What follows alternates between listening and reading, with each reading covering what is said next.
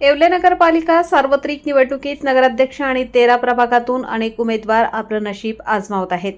त्यापैकी अनेक प्रभागात पक्षाची ताकद वाढवण्यासाठी जुन्या लोकांना संधी देण्यात आली, तर अनेक नवीन चेहरे देखील मैदानात उतरले आहेत. राजकीय स्थिती आणि समीकरणे पाहता अनेक लोकांना पक्षाकडून डावलण्यात आल्याने निवडणूक काळात ऐनवेळी उमेदवारात मोठा बदल झाल्याने येवले शहरात अजित पवार राष्ट्रवादी, भाजप विरुद्ध शरद पवार राष्ट्रवादी, शिंदे सेना, ठाकरे सेना अशी चित्र निर्माण झाले आहे.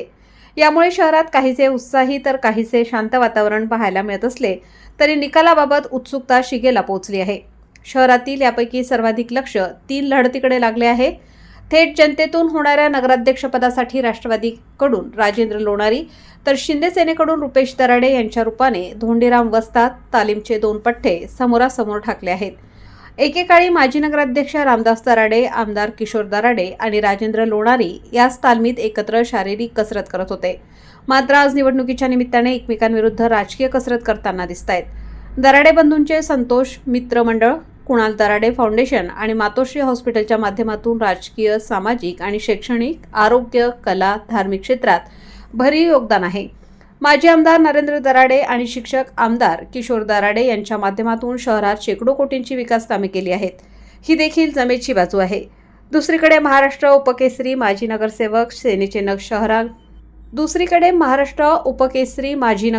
सेनेचे शहराध्यक्षपद भूषवलेले आणि भाजपाची 7 भुजबळांचा विकास ही शिदोरी राजेंद्र लोणारींची उजवी बाजू आहे. आता राजकीय आखाड्यात कोण कोणाला डाव भरतो हे पाहणं महत्त्वाचं ठरणार आहे. प्रभागाचा विचार केल्यास प्रभाग क्रमांक 1 मध्ये देखील चाचा भतीजे आमनेसामने असल्याने शहरात चर्चेचा विषय आहे.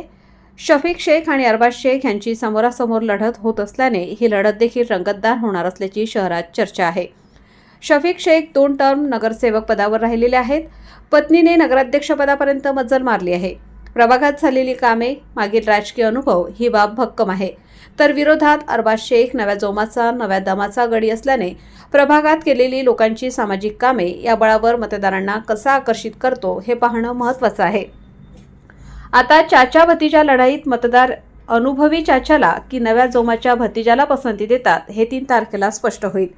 तिसरी लक्षवेधी लढत प्रभाग क्रमांक 10 मधून भाजपचे आनंद शिंदे विरुद्ध महेश काबरा पाहायला मिळू शकते.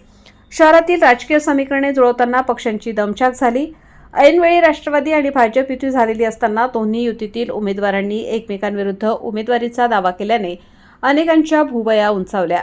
महेश काबरा यांचे रामनारायण चॅरिटेबल ट्रस्टच्या माध्यमातून सामाजिक, धार्मिक आणि आरोग्य क्षेत्रातील भरीव काम, कोरोना काळात केलेलं अन्नदान, ठिकठिकाणी केलेली पाणपोई व्यवस्था, गोरगरीब गरजूंची मदत, लाडकी बहीण योजना, अपंग, निराधार महिला पुरुषांसाठी शासकीय योजनेचा लाभ मिळवून देण्यासाठी घेतलेली मेहनत, भाऊ सुनील काबरा यांनी केलेली कामे आणि भुजबळांचे बळ यामुळे मतदारांवर त्यांचा चांगलाच पगडा आहे.